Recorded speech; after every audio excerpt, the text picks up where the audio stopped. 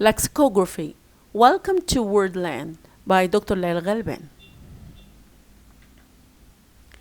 YOLO, adorable, selfie, NBD, awesome sauce, bra, hangry, vuvuzela, and staycation, as well as dozens of new words or existing ones acquiring new meaning, have found their way to the dictionary.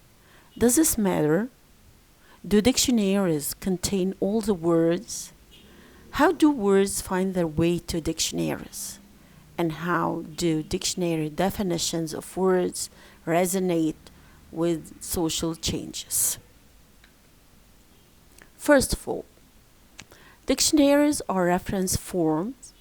They have a long history, dating back to many centuries BC. The first dictionary compilers are the Sumerians, the Egyptians, the Chinese, the Indians, the Greeks, and the Romans. Eventually, dictionaries are compiled everywhere else in numerous types: general dictionaries, specialized dictionaries, monolingual dictionaries, bilingual dictionaries, etymological dictionaries, rhyming dictionaries, reverse dictionaries, visual dictionaries, thesauri, glossaries, among other forms. Currently, the most popular dictionaries worldwide are Oxford English Dictionary, Merriam-Webster, and the Collins. Okay. Print or online dictionaries, which you trust most? First, the advent of the digital age, uh, um, dictionary making has moved to the next level, dumping the traditional brand dictionaries and giving way to the handy, interactive, free, convenient, multimodal, constantly updated electronic dictionaries to thrive beyond words. I asked my students this question: print or online dictionaries? Which do you trust more? As a digital migrant and someone stuck in digital lookups, I cannot imagine sitting in my home library without looking at the dictionary shelf. My long-standing faith in their steadiness and durability grants them a special halo and authority worthy of trust.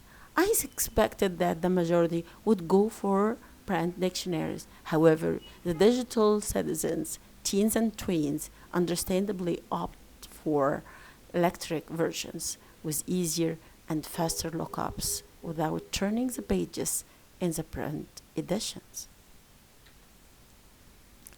To cite an example of lexicographers, word of the year, word of the decade, word of the century are interesting announcements. Most of us are excited to follow as they register the vogue words and phrases that, due to social, political, and technological reasons, vibrantly shine and make rocketing rise in popularity and use.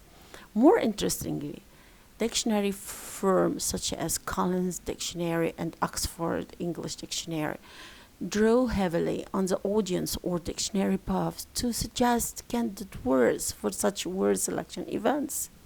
This is commonly called crowdsourcing.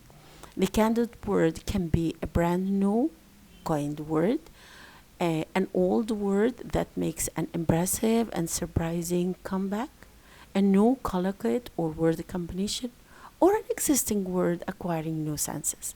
At the heart of the selection process are lexicographers.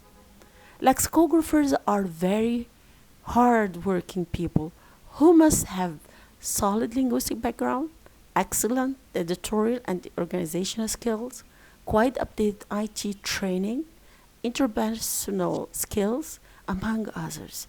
Lexicographers add words to dictionaries, bearing in mind the intended reader's needs and backgrounds, along with the appropriate organization and presentation of the components of the dictionary.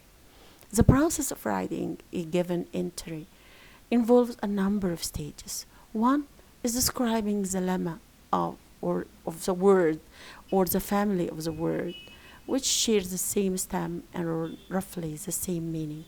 The second one is to organize the different definition or senses of the word. Other work includes specifying the pronunciations, spelling, usages of words, as well as social attitudes to them.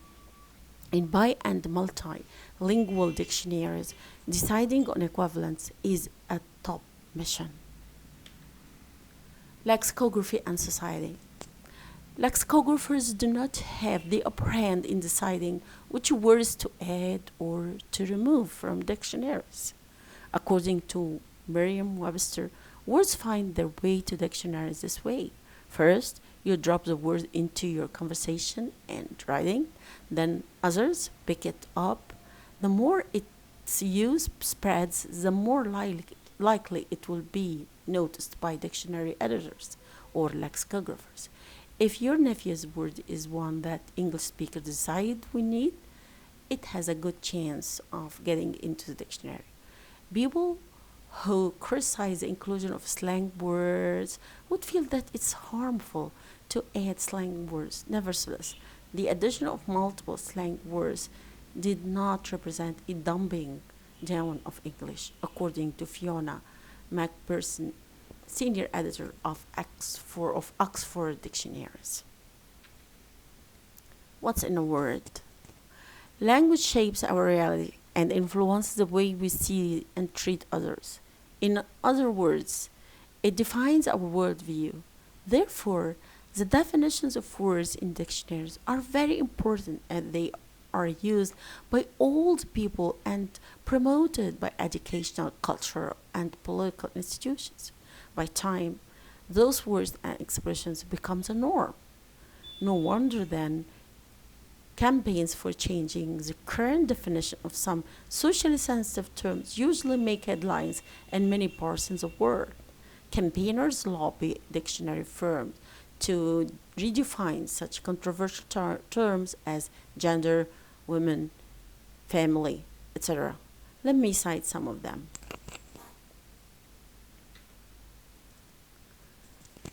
Breaking the stereotype. About 100 high-profile figures have signed a letter to the Treccani Italian dictionary calling on it to change its definition of the word woman. They ask for removing words such as whore, which reinforce misogynist stereotypes that objectify women and present them as inferior. A similar campaign for removing such words such as bent and bird as other ways of saying woman from Oxford English Dictionary. They say claiming that words like bitch or maid are synonyms for the word, which reinforce negative stereotypes. The Essex girl. The phrase Essex girl, defined as a contemporary term applied usually jocular to a type of young woman supposedly to be found in and around Essex, and variously characterized as unintelligent and materialistic, has been dropped from Oxford Advanced Dictionary Learners Dictionary after a campaign. Lobbyists argued that the elimination of the word weak would enhance the victim's self-confidence and enhance their public image so that they can proceed with life without too many scars. Lexicography, descriptive rather than prescriptive. Lexicographers opposing the campaign argue that the dictionary entries are not written to prescribe how language based on moral judgment or prejudices should be used. In a statement, Oxford University Press said that dictionaries reflect rather than dictate how English is used. If society and the culture express negativity through words, a dictionary cannot refuse to document them, reported to the BBC. However, subsequent Oxford English Dictionary editions, the labels offensive and dated have been applied to more terms for women and girls, particularly those that refer to appearance and sexual behavior. In other words, the campaign was a success. Finally, Dictionaries will never contain all the words of a language. It's a mission impossible. Any language is way too rich to be contained in a dictionary. Thank you.